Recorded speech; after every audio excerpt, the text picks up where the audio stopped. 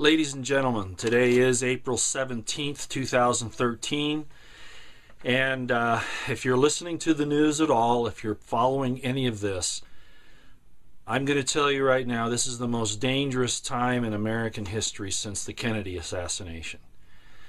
There are some situations going on right now that you need to know about, and there are people out there that are putting this together. I'm not the only one. But we're all coming to it at about the same time, thanks to some work by some people who've been scanning the videos of the Boston Marathon bombing. There are other issues as well. But the first thing that I want to say is this, and I'm just going to spill it out, okay? Right now, you are seeing something happen where there are elements of our government that are at odds with each other, and we're at a very dangerous crossroads, okay? There are factions in the government that are ready to try to seize power, and it's going to get very ugly, okay? I wouldn't be surprised if there aren't certain things going on now. But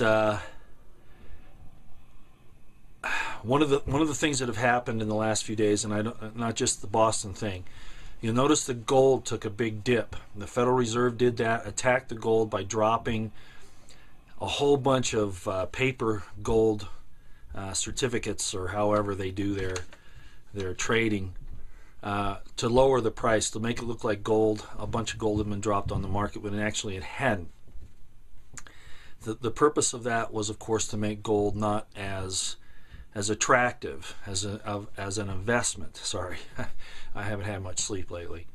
But there's more to it than that, and I want to point this out to you. Remember, Texas and some other states, Texas being the first one, Rick Perry, demanded their gold back from the Federal Reserve when it was at, $1,600, $1,800 an ounce.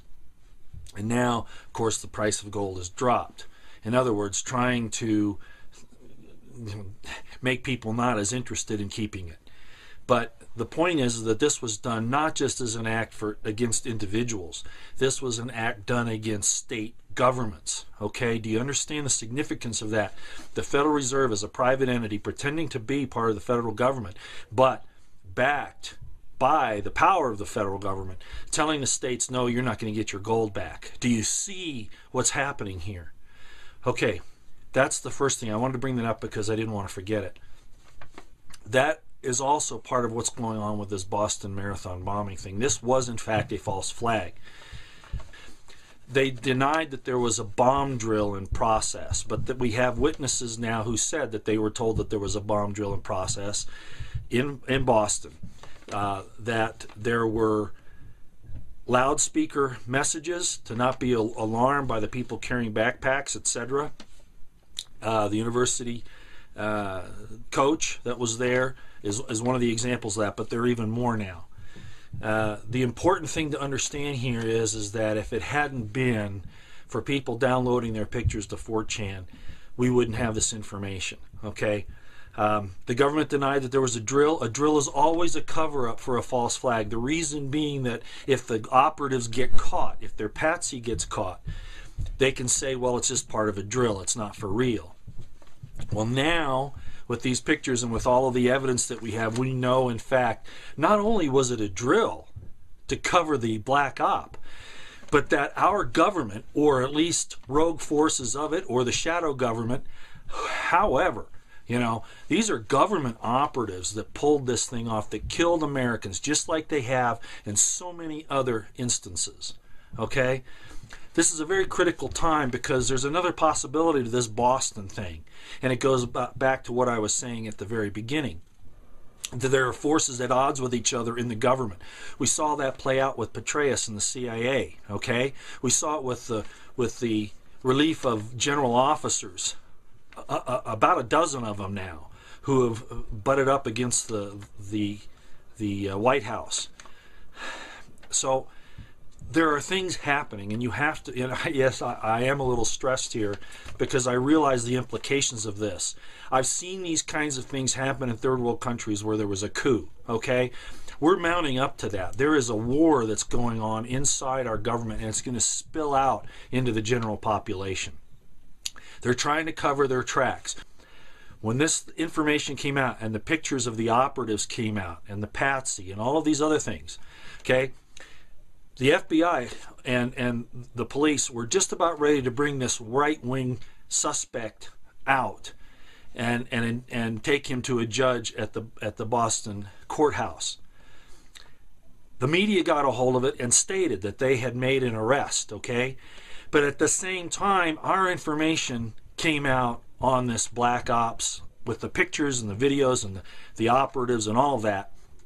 And the government said, oh my gosh, you know, they got us. So they shut down the information on the suspect. They turned around their story and said, no, they didn't arrest anybody. The Boston courthouse was closed because they said there was a danger there. The danger was they were going to get, you know, revealed. And so you've seen this backtrack today on, oh, we've got the suspect, now we don't. It was going to be a right-wing extremist helped by Al-Qaeda. That's exactly how this thing was going to play out. And they got caught in the middle of it. Now, the people that are bringing this information out are endangering their lives. Okay?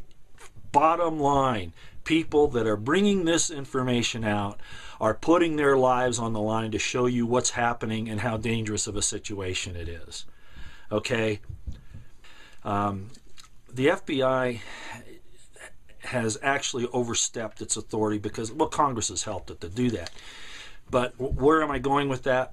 The entire FBI isn't to blame here or a part of it. There is a core operation, okay, that always shows up at these mass shootings, at bombings, etc., that have the requirement. It's a very small unit, but they have the requirement to cover up the government's tracks and to make these things look other than what they are. You know, no DARPA involved, no drugs, the lone wolf scenario, no type of black operation.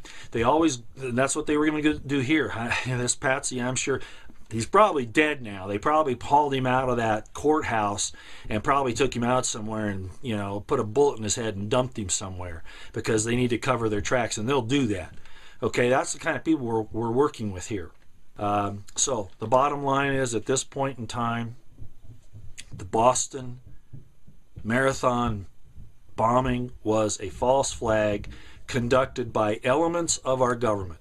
Not everybody in the government's bad, but elements of our government who are seeking power or control over either each other or particularly us, okay? To lock down our people in a police state, all right? That's what this was all about. And hopefully, with us being able to blow this operation over, to uncover it, that it's at least going to slow them down. But make no mistake about it, that is the end game. All right? Okay? You liars and deceivers, you demons, killing Americans for your own purposes. Well, killing anybody. You know, the drone strikes where you kill 200 people to get one supposed operative. You guys are just bloodthirsty goons. We're going to spread this information out everywhere. People will see it. And if the Americans don't want to see it and this thing falls apart, American people, this is going to be your fault. It's your fault. If you're going to stay asleep and let these murderous criminals get away with this, then what I said about not worrying about saving the United States is going to hold true. This place just needs to be firebombed because we're not worth it. God help us.